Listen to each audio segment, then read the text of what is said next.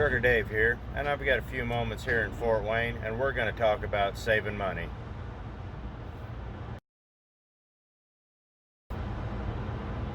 As you know, I recently purchased a old Ford trailer, and I told people that I saved quite a bit of money doing that. Well, I went out and got online and did some of the research of what it would cost to buy these parts new.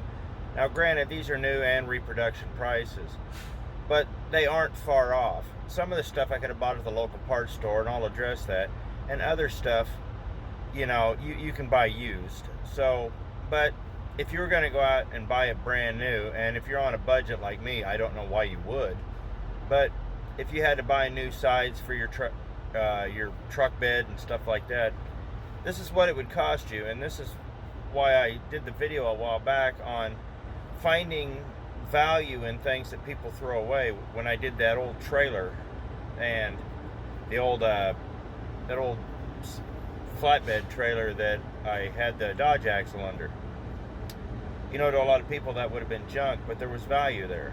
And even in scrap value, there was value there, howbeit not much.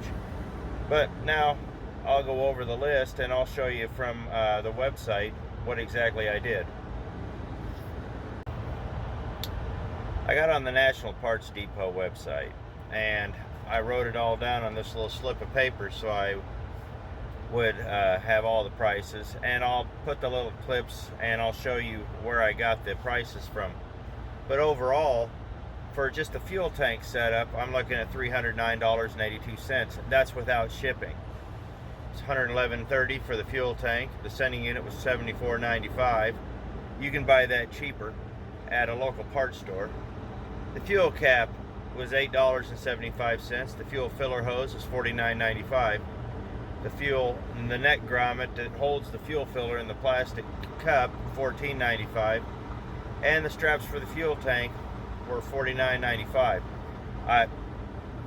$309.82 is what all that would have cost me to buy brand new. And it probably would have cost me, if I bought it at the parts store, it probably would have cost me about the same amount. So here are the screenshots I did from the NPD website.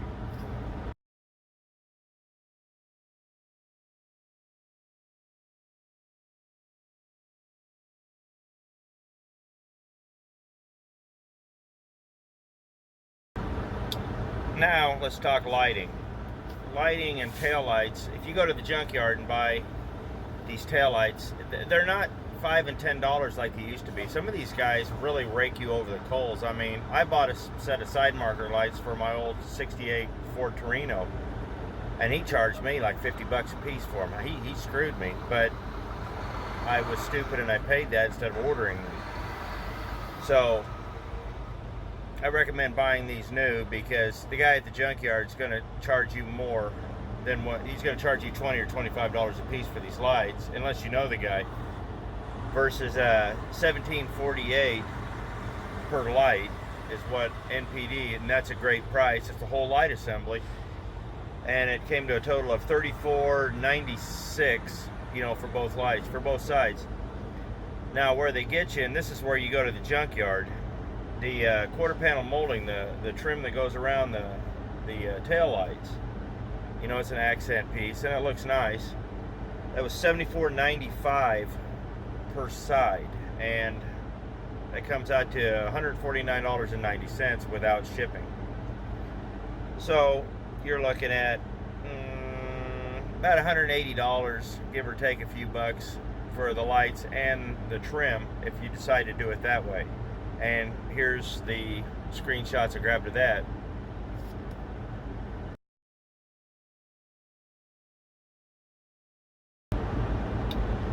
Now, there was a bumper on the truck. I don't know if it's an aftermarket bumper or if it's a stock Ford bumper. I'm guessing it's aftermarket, but a lot of these aftermarket bumpers were put on at the dealership when people bought the trucks, because trucks used to come standard with no rear bumper because so many people were putting their own bumpers on. So the closest I could find to what I have is $202.50 for the bumper, and that's a stock rear Ford bumper, plus $27 for the mounting hardware. And it comes to a grand total of $230.50 and that does not include shipping.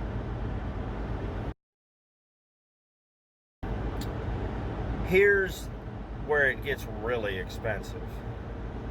Now, first of all, you can't find a bump board. There were just none available. That's the front board and that goes against the cab. Most people will reuse their original bump board because most of the time it's in good shape. Mine's in great shape. But if I want an 8-foot bed, replacement bed, that was $699.95.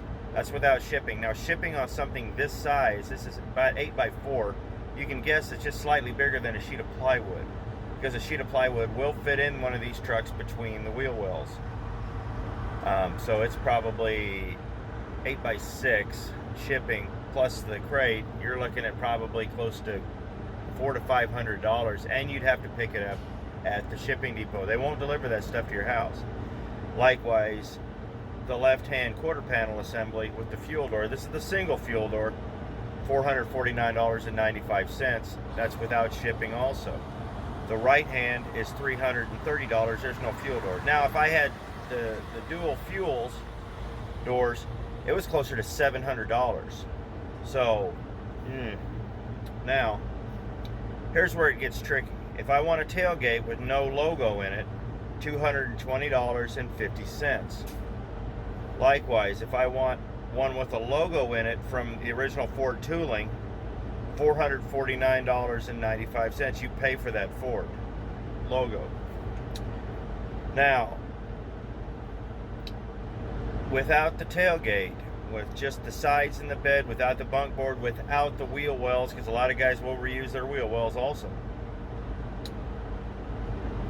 with just the sides and the floor, we're not talking the tailgate, we're not talking the bump board, this came out to a grand total of $1,479.90. Now, I've proven that you can get a decent bed, between $200 and $700, depending on where to go. The junkyard will sell you one for $300 to $400, but you have to figure out a way to haul it safely without breaking it, and chances are you're going to have to get a guy out there with a torch to cut it off, and it's going to get pricey. That's why I suggested buying a trailer, because a trailer has all these things on it. 7 of the 8 bolts I can reuse, to mount the trailer back to the bed or back to the frame. So I'm going to post these pictures up for that from the screenshots and let you see those.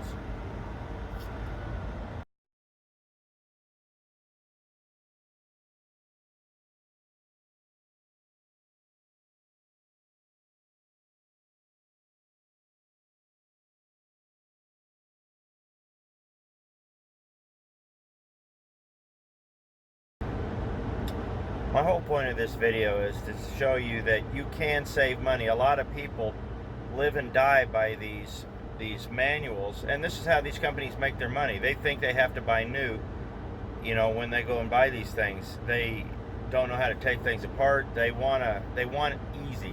These bed pieces, you can screw these together. You don't even have to weld them now. You just screw them together. So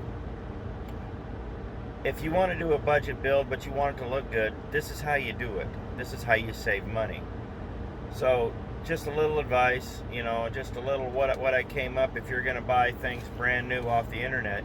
And by all means, if you have the money and means in the shop and you want to do it and you're doing something concourse, beautiful, by all means do it.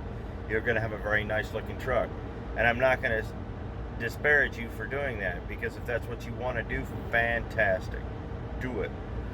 But if you're on a budget, and you're trying to put a runner together, this is how you do it.